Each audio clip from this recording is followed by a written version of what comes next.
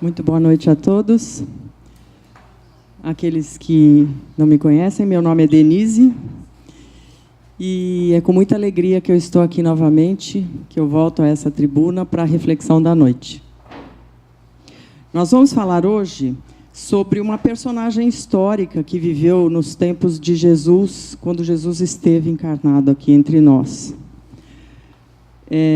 Nós vamos falar sobre Maria Madalena, ou Maria de Magdala. A bibliografia utilizada foi o livro Boa Nova, de Humberto de Campos, psicografia de Chico Xavier, Primícias do Reino, psicografia de Divaldo Franco, ditado por Amélia Rodrigues, e os Evangelhos Canônicos. Vamos falar, então, de Maria de Magdala, ou Miriam de Migdol, ou ainda, como é conhecida, Maria Madalena.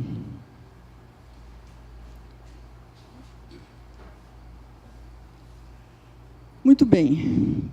Muito pouco se sabe sobre a sua trajetória.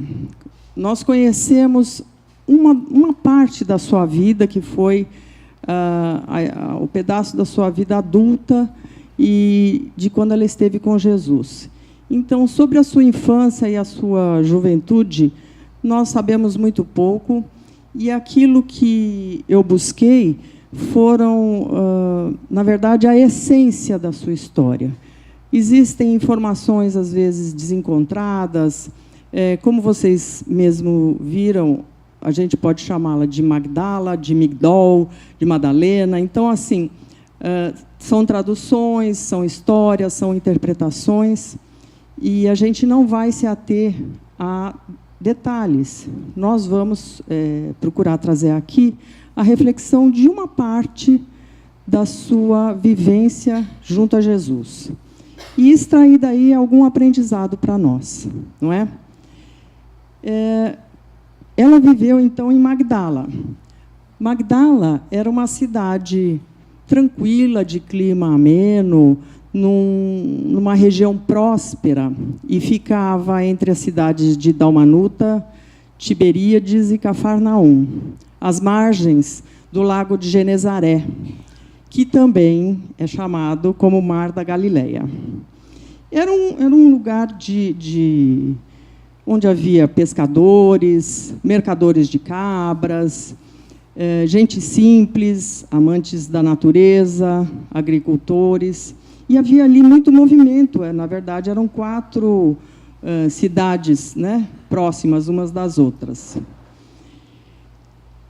E Maria de Magdala, quando criança, esteve em Jerusalém com sua família, numa das festividades comuns da época.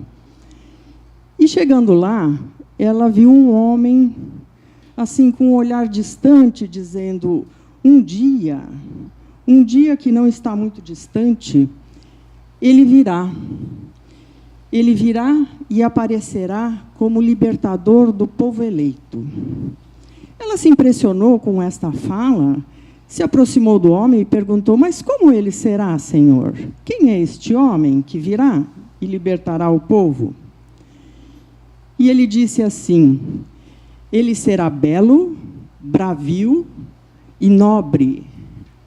O seu olhar, a sua voz será penetrante e suave como um favo de mel. E o seu olhar será cheio de ternura. Ele já estava, então, antevendo a vinda de Jesus, que já deixou Maria de Magdala muito impressionada com essa descrição. E aí, numa das palestras do Divaldo Franco, que a gente vê na internet, ele conta, com muita propriedade, que ela se entregou a um homem na sua juventude que não a considerou, não se casou com ela, e nós sabemos qual era o destino dessas mulheres que se apaixonavam, se entregavam, mas não eram correspondidas por estes homens. Então, o que restou a ela foi a prostituição. E Maria Madalena era uma mulher lindíssima, lindíssima, muito inteligente, E, tendo se tornado prostituta, ela era visitada por sacerdotes, por senadores, por ricos mercadores. E, à medida em que o tempo foi passando, ela se tornou uma mulher rica. Ela possuía uma mansão, possuía uma rica decoração em sua casa, com tapetes, vasos, quadros. Ela possuía muitas joias, muitas roupas. Enfim, era uma mulher que se tornou linda, rica e famosa, mas muito infeliz.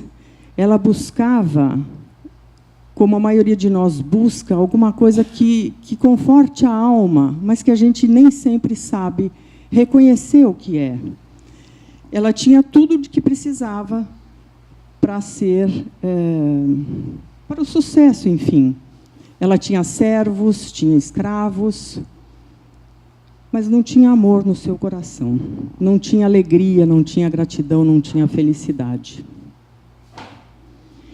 E aí, o que acontecia, vez por outra, é que, neste ambiente de luxúria, ela se envolvia num estado obsessivo, vamos dizer assim.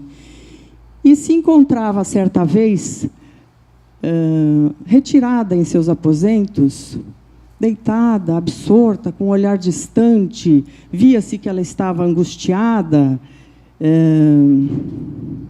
agitada, por vezes, e sua serva, uma de suas servas, aquela que atendia mais intimamente, perguntou a ela: senhora, por acaso já ouviu falar naquele homem que tem uma fala mansa e penetra no coração das pessoas, mas ela muito absorta, muito envolvida com os seus pensamentos negativos, com a sua tristeza, com a sua angústia, nem ouviu o que ela disse. E por 2 vezes esta serva insistiu, porque Jesus já estava andando por lá. E ela queria recomendar, então, que a sua ama fosse vê-lo, mas ela não conseguiu, não teve jeito. Maria de Magdala nem ouviu o que esta serva dizia. Entretanto, no dia seguinte, o seu estado era um pouco pior. Ela estava assim, como as pessoas diziam que ela era a mulher que era tomada por 7 demônios. Ela tinha o olhar assim esbugalhado, tinha um estado assim meio convulsivo. Na verdade, era um sofrimento atroz que ela tinha. Ela não tinha com quem falar, ela não tinha noção da luz que ela gostaria de encontrar. Então, ela era, muitas vezes, envolvida por uma negatividade que judiava dela, né? Quando a gente está, assim, distraído, né? Assim, com os nossos pensamentos entregues ao Deus dará, vamos dizer assim, que a gente não controla os nossos pensamentos, se são positivos, se são negativos, enfim, a gente se entrega a um sofrimento, a gente é envolvido, então, por um clima muito desagradável. E era assim que ela ficava. No dia seguinte, então, ela estava um pouco pior, quando, na porta de sua mansão, bate um mendigo. E o mendigo insistindo em entrar, o mordomo foi atender e disse: senhor, eu sinto muito, eu lamento, mas hoje ela não vai atender ninguém. Muito menos alguém como o senhor, né? Um maltrapilho, mal vestido. E esse mendigo, então, começou a gritar, esbravejar, insistir, até que ele conseguiu entrar na mansão e conseguiu localizar Maria de Magdala no seu leito, completamente absorta, envolvida por aqueles pensamentos e sentimentos, por uma angústia muito grande. E ele dizia: senhora, senhora, não lembra de mim? Não lembra de mim? Eu vim aqui conversar consigo. Aos poucos, com essa barulheira toda, ela foi voltando e disse: quem é o senhor? Você não lembra de mim? A senhora passava em sua liteira com o senador Próculos, quando eu lhe pedi dinheiro. Eles falavam denaros, né, naquela época. Eu lhe pedi um dinheiro para que pudesse ir até Jesus, para que ele me curasse. E a senhora me deu o dinheiro. E ela dizia assim: não estou lembrando do senhor, mas eu lembro da senhora. A senhora me deu o dinheiro e eu disse que eu ia em busca deste homem bom que curava as pessoas. E eu fui em busca dele. Veja, Senhor, eu estou curado. E rasgou as suas vestes e mostrou o seu peito cicatrizado das feridas. Ele também era um leproso. Quando eu disse à senhora que ele curava as pessoas, a senhora me disse, então vá, me deu o dinheiro, disse para eu ir, e que se ele realmente existisse, que eu voltasse para lhe contar. E aqui estou para pagar a minha dívida. Ele existe e ele me curou, ele é um homem bom. A senhora deve conhecê-lo, venha comigo, vamos estar com ele mais à noite. E devemos ser rápidos, porque ele não demora mais de 2 dias em cada cidade. E ela disse assim, por que eu deveria ir, né? Quem é este seu rabi que cura as feridas do corpo? Ele deve ser tão hipócrita quanto os outros, porque com relação às feridas da alma, eles nos desprezam. E ele disse, não, ele é diferente. Eu já o vi fazendo suas refeições com ladrões conhecidos aqui da região. Eu já ouvi ele dizendo, bendito aquele que tudo perdeu, porque tem a Deus. Ele é diferente, e a senhora deve conhecê-lo. Ele não só cura as feridas do corpo, mas ele cuida da nossa alma também. E aos poucos, então, ela foi se convencendo de que deveria ir vê-lo. Jesus estava em Cafarnaum. Ela, então, pediu a um escravo que preparasse um barco para que eles pudessem atravessar até Cafarnaum. Pediu a uma serva que lhe preparasse um manto para que ela se protegesse, então, da neblina, da noite. E atravessaram o lago de Genezaré, em direção à casa de Simão, o pescador. Simão Bar-Jonas, o pescador. Nesse lugar, Jesus estava lá, com outras pessoas, e eles estavam fazendo, então, uma refeição, uma coisa comumente frugal naquela época. E ela foi entrando devagarinho, porque era normal, né? Não tínhamos os portões e as grades que temos hoje. Ela foi penetrando nessa casa, em busca, então, deste homem que esse mendigo havia falado, quando, de repente, ela percebeu quem era. Ela teve, assim, então, uma impressão muito forte dele, correu até ele e ajoelhou aos seus pés.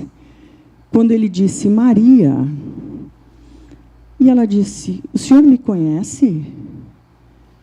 Ele disse assim, Maria, eu sou o bom pastor, eu conheço todas as minhas ovelhas, uma a uma. Então, Senhor, tu sabes quem eu sou? E ele disse, sim. E o que eu devo fazer? O que o senhor me aconselha? Ele disse, vá.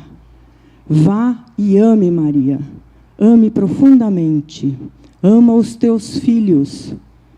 E ela disse, não posso, Senhor. Tenho meu ventre varado 1000 vezes, mas não tive a honra de ser mãe. E ele disse, ama os filhos daqueles que não têm mães. Ama as mães que estão distantes dos teus filhos. Procura desabrochar esse amor e esse afeto que existem no teu coração, que estão sufocados pelo tempo. Ela, então, convencida dessa... Olha que bonito. Ame os filhos que não têm mãe. Ame as mães que estão sem os filhos. Faça desabrochar a afetividade que está esmagada e sufocada na tristeza e no desencanto. Esse é um recado que é para todos nós, né? É um recado que foi dado a ela, mas nós podemos trazer ao longo da história para que todos nós, então, façamos desabrochar no nosso coração o amor que existe aqui. Nós todos sabemos que temos a semente do amor plantada em nós. Se ele é mais desenvolvido ou menos desenvolvido, é uma questão de cada um, não é? Mas todos nós somos capazes de levar amor, de levar auxílio àquele que precisa. A 1, a 2 pessoas, a uma comunidade inteira. Isso é de cada um, isso é muito particular. O que a gente pode fazer com esse grandioso sentimento que carregamos no coração. E ela, então, se convenceu disso e ficou muito impressionada, muito impressionada. Ninguém havia falado com ela dessa forma, em momento nenhum de sua vida. Uma outra observação importante nessa passagem é quando ele diz: eu sou o bom pastor e conheço todas as minhas ovelhas uma a uma. Ele nos conhece a todos, um a um. Sabe o que cada um de nós precisa para evoluir, para crescer, para ser feliz. Mas então, por que ele não resolve os nossos problemas? Por que eu resolveria todos os problemas do meu filho na escola? Que generosidade é essa que eu tenho com ele, que eu soluciono tudo o que ele precisa? Eu estou ensinando alguma coisa a ele? Não, não é? É preciso que nós saibamos reconhecer que precisamos de ajuda, que somos limitados, que estamos evoluindo, que aqui é apenas uma escola, é só uma passagem, que nós vamos e voltamos várias vezes. Então, ele nos conhece. À medida em que nós reconhecemos os nossos limites e a necessidade que temos de ter um auxílio e um amparo maior, aí sim, ele se posta diante de nós e nos ajuda. Jesus Cristo vive para servir. É muito grande isso e acho que daria uma palestra inteira num outro dia. Muito bem. Finalmente, então, ela começou a encontrar um novo caminho, encheu o seu coração de esperança, foi embora para sua mansão e, como diziam os bons amigos dela, novamente ela foi tomada pelos 7 demônios e começou a jogar tudo fora, todas as suas riquezas, começou a se desfazer de todos os seus bens, todos os objetos, joias, vestidos, roupas, e ficou apenas com um vestido e com um pingente, chamado na época de vaso de alabastro, que carregava um óleo perfumado ali dentro. Mais nada. A partir daí, ela começou a seguir Jesus. Seguir Jesus por onde ele andava, aprendendo com ele as coisas que ele ensinava ao povo. Aos poucos, ela começou a ajudar as pessoas, até o momento da sua crucificação. Um tempo se passou, Jesus foi, então, crucificado. Mais uma vez, o seu coração estava despedaçado. Ela já havia desenvolvido, então, esse amor que tanto ela buscava em seu coração. Não um amor de mulher, um amor, esse amor que a gente busca no nosso coração e que a gente desconhece, não é um amor pessoal, é um amor, aquele que toca a todos. Essa coisa da gente estar irremediavelmente ligado um ao outro, não é? Quando eu sinto que um companheiro sofre, por mais que eu não possa ajudá-lo, aquilo me toca. Esse amor que é muito maior do que o nosso dia a dia. Ela havia encontrado, então, esse amor. Ela já estava seguindo Jesus, já ajudava as pessoas, auxiliava naquilo que ela podia e ia, aos poucos, aprendendo com ele. Até, então, o momento da sua crucificação, quando depois eles foram, ela, Pedro, João e algumas mulheres foram em direção ao sepulcro com o objetivo de embalsamar o corpo de Jesus. Chegando lá, para surpresa de todos, o corpo não estava mais lá. E todos eles, com exceção dela, todos eles voltaram para a cidade para contar a todos: nossa, o corpo dele sumiu, o que será que aconteceu? E ela ficou ali, quando viu a figura de um homem próximo dela, e ele disse a ela: Maria. Ela entendeu que era ele, e falou: Rabone, que é mestre, né, em aramaico. Quando ela quis ir em direção a ele, novamente abraçá-lo, ajoelhar-se, ele disse: não me toques.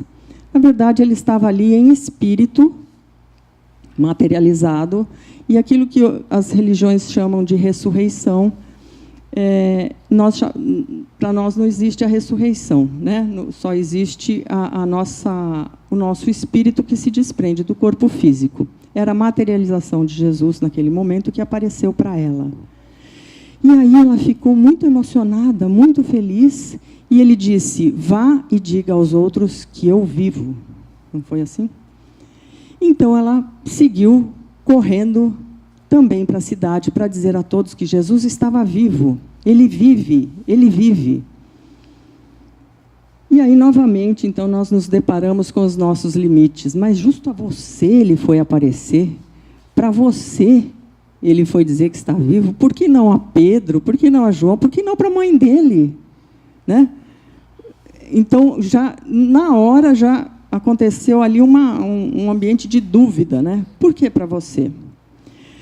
Bom, muito bem. Depois de 40 dias, então, Jesus se reuniu com seus apóstolos e disse a eles para se amarem muito e para levarem, então, a boa nova por onde quer que fossem.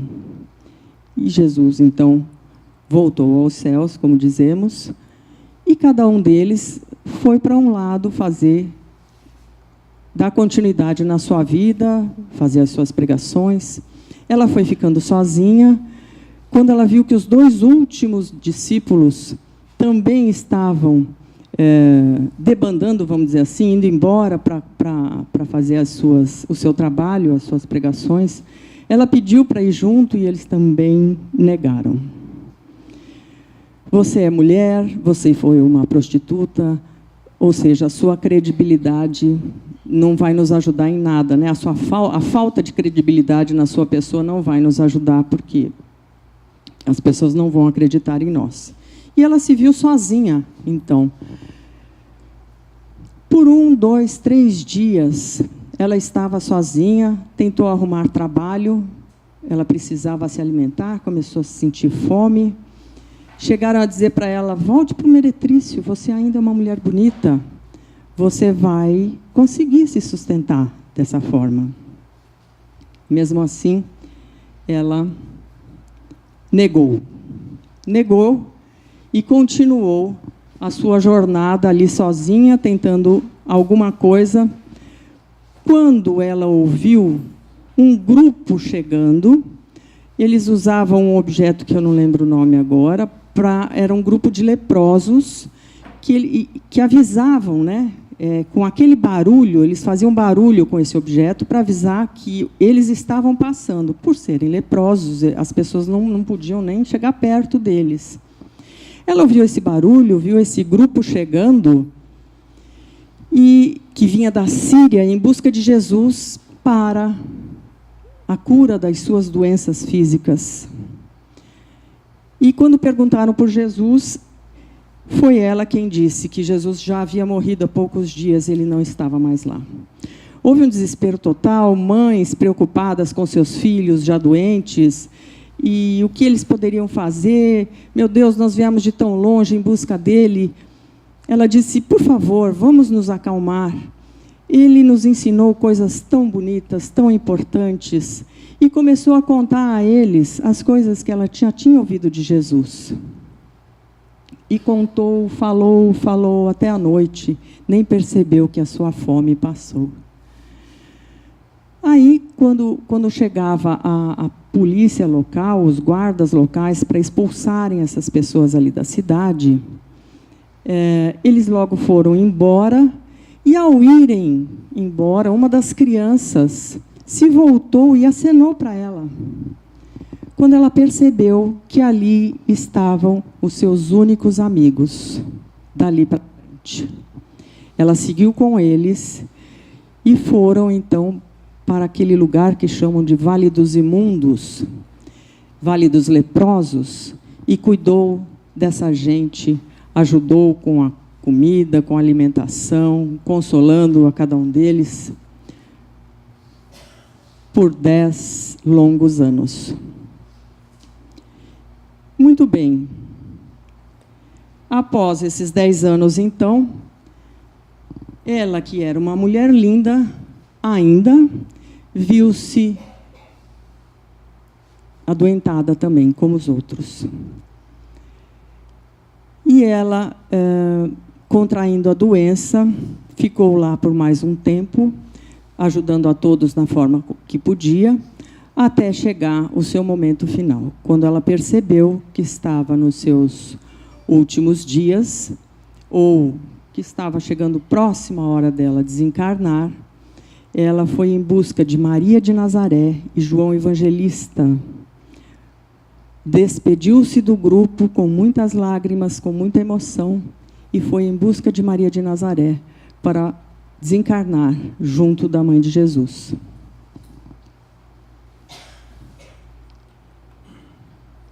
E disse: resgatarei na carne os crimes que na carne cometi. Se despede dessa vida e dessa prova tão dura que cumpriu com vontade, com fé e com imenso amor. As provas todas que nós passamos, sejam elas físicas, morais, elas passam, elas acabam. Cabe a nós compreender que são provas, né? Estamos todos na escola, todos, sem exceção, estamos na escola. Aqueles alunos que erram mais, que cometem mais erros, têm tantas chances e tantas oportunidades quanto aqueles que são bons alunos. O que acontece com os bons alunos? Vão embora mais rápido para os níveis mais avançados, mas todos nós aqui estamos fazendo a nossa lição de casa, passando pelas nossas provas, e sabendo que Jesus sabe de cada um de nós. O que é que a gente tem que aprender, o que é que a gente precisa fazer para evoluir, para crescer. Então, muita coisa a gente não entende, acha que é injustiça, acha que é por que comigo, não é? Mas acredito que para o sucesso da nossa encarnação é preciso que a gente se desprenda um pouco da matéria e compreenda a vida eterna, não é? Essas provas, por mais que nós tenhamos sido uma Maria de Madalena aqui na Terra, as oportunidades de renovação e de crescimento estão disponíveis para mim e para todo mundo, não é? Então, a história dela é uma história belíssima, como diriam os católicos, de conversão, não é? Mas, na verdade, ela entendeu que a vida na matéria é passageira. Então, a luxúria, a riqueza, a beleza, tudo isso um dia acaba, né? Nós precisamos desenvolver a riqueza interior. Ela é difícil de ser encontrada, mas, quando a gente encontra, a gente, às vezes, dá uma de Maria de Magdala, a gente joga tudo que não presta para fora, assim, ou pelo menos aquilo que a gente aparentemente sabe que não presta, e começa a desenvolver e a conservar as coisas boas dentro de nós. Todos nós temos, todos nós, sem exceção, temos coisas boas dentro de nós. É preciso que a gente acredite nisso, não é? É preciso que a gente saiba que Ele está nos olhando e que, assim que eu falar com Ele, olha, você me ajuda, então, a melhorar? É um caminho longo a ser percorrido, mas dá para a gente ir. E Ele sempre está aí, à nossa disposição. E tem para encerrar, é importante a gente entender assim: o diamante é lapidado pelo diamante, o homem é lapidado pelo homem. Então, são através das nossas pedradas, das nossas humilhações, dos nossos problemas, das nossas dificuldades, que nós nos lapidamos. Como é que eu vou me tornar um espírito puro, evoluído, que está lá ao lado direito de Jesus, se eu não passar por isso? Eu sou como uma pedra que precisa ser lapidada. Então, eu preciso ser humilhada? Não.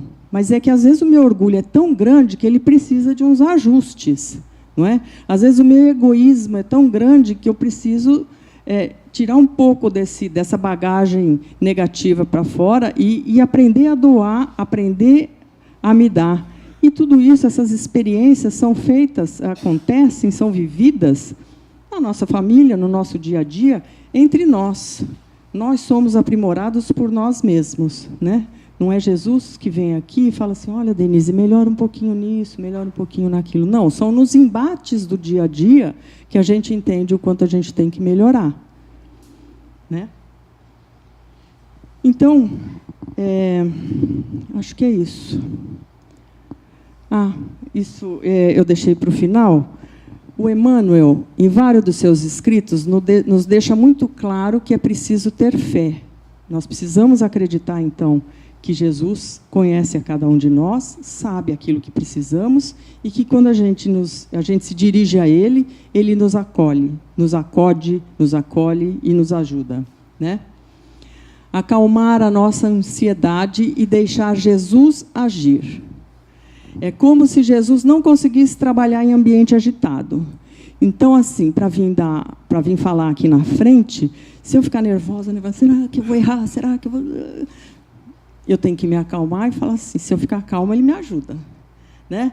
E é assim na vida. É assim na vida para tudo que a gente vai fazer, tudo. Né? A gente tem que se acalmar e compreender que a vida segue, de todos nós, todos os dias. Né? Precisamos alimentar essa fé, ter a certeza de que isso tudo é uma passagem, isso acaba rápido, e que a gente tem que viver da melhor maneira possível essa conexão com Jesus. Se ficarmos calmos, conseguiremos entender o que Ele quer de nós, conseguiremos entender a ajuda que Ele está nos dando. Então, vamos procurar esse ano manter a nossa calma, a nossa fé, a nossa alegria e a gratidão que nós temos pela oportunidade de estarmos aqui já fazendo uma sintonia com Ele. Tem muita gente que ainda não descobriu isso. Nós já temos essa oportunidade, bem ou mal, com os nossos problemas, as nossas dificuldades. Nós temos a Ele, que nos acode, que nos acolhe e que nos ampara sempre. Boa noite a todos. Muito obrigada.